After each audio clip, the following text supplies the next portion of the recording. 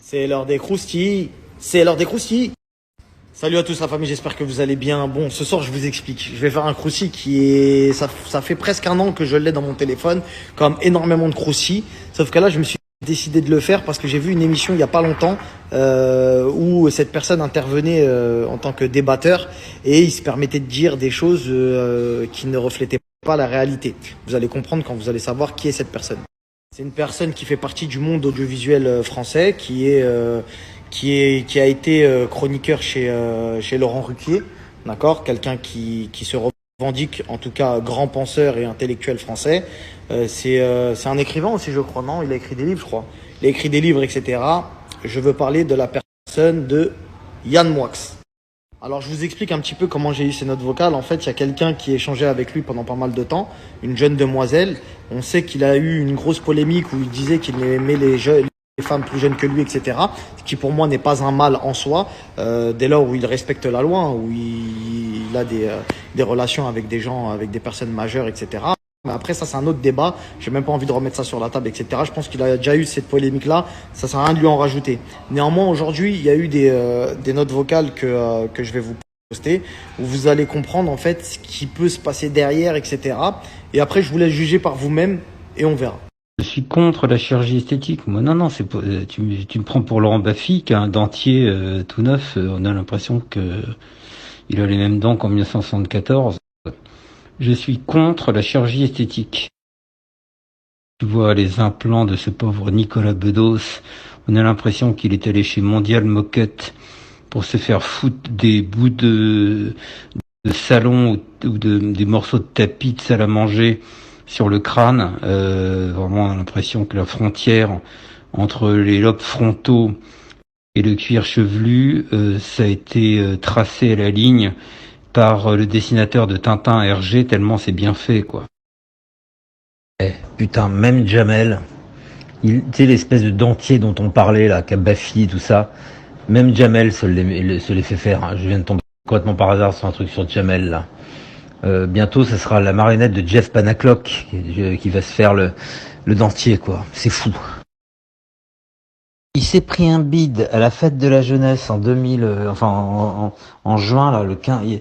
Tu peux taper fête de la jeunesse Jamel. Il s'est tapé un bide.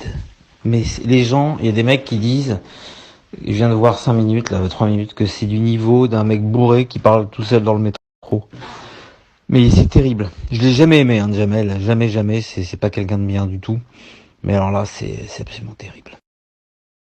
Non, mais c'est surtout qu'il il joue les gamins de 17 balais alors qu'il en a 45, quoi. Il joue tu sais, le petit robot de 17 balais de banlieue, de trappe. Mais il a 45 ans. En plus, comme il ment sur son âge de 2 ans, il a 47 ans. Donc, je crois qu'il pipote sur son âge. Donc, si tu veux, c'est pas possible.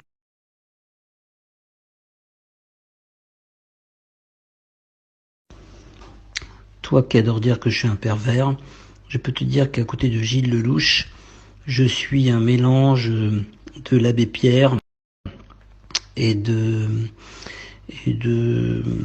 Candy.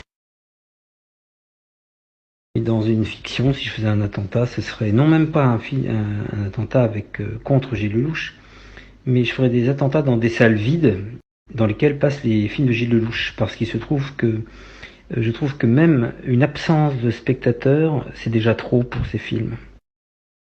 Ah non, mais Gilles Lelouch est le maître à penser de Guillaume Canet, donc en fait, quand tu détestes l'un, il t'offre le deuxième gratuitement. C'est comme les paires de lunettes à Flelou. Sauf que là, c'est à Flelouz, parce qu'ils jouent les winners, mais c'est des gros losers. J'ai connu des crottes de chiens pour lesquelles j'avais plus d'estime que pour Gilles Lelouch et l'autre con. Oh bah non, Morandini peut pas être serial killer, il est déjà pédophile, on peut pas tout faire, on peut pas avoir le beurre et l'argent du beurre. Non. D'ailleurs, il aime bien les petits beurres, on peut pas avoir l'argent des petits beurres et l'argent du beurre salé. Morandini, c'est comme les chiens. Si tu veux deviner l'âge qu'a Morandini, tu multiplies par 7, puis par 8 ou par 9 l'âge des gamins avec qui il sort. Si tu croises un gamin de 7 ans, tu sais que Morandini a 49 ans. Si tu croises un gamin de 10 ans, tu sais que Morandini a 70 ans. C'est très pratique. Tu multiplies toujours par 7. Voilà. Tu trouves un gamin, tu multiplies par 7 et t'as l'âge de Morandini. Alors moi je vais te dire un truc, les mecs qui font des perceuses, des ponceuses, etc. Ça m'est déjà arrivé, tu imagines bien. J'en pouvais plus. Je suis allé les voir, des Polonais, des machins, des mecs qui n'ont pas peur. Hein. Je suis allé les voir et j'aurais dit voilà, si à 17h tous les soirs, à 17h, j'étais avec d'un calme olympien, mais olympien. Je dis voilà, si à 17h vous n'arrêtez pas les travaux, vous pouvez d'ailleurs aller porter plainte si vous voulez, mais je pense que vos papiers ne sont pas en règle. Donc je vous dis franchement, voilà mon adresse, j'habite là. Si vous ne me croyez pas, il n'y a pas de problème. Mais si à 17h pile, j'entends encore vos travaux, je vous annonce que je vous tue physiquement. Il y a 3 catégories de gens dont je souhaite la mort physique sur cette terre. Ce sont les mecs qui font des travaux, les motards et Gilles Lelouch.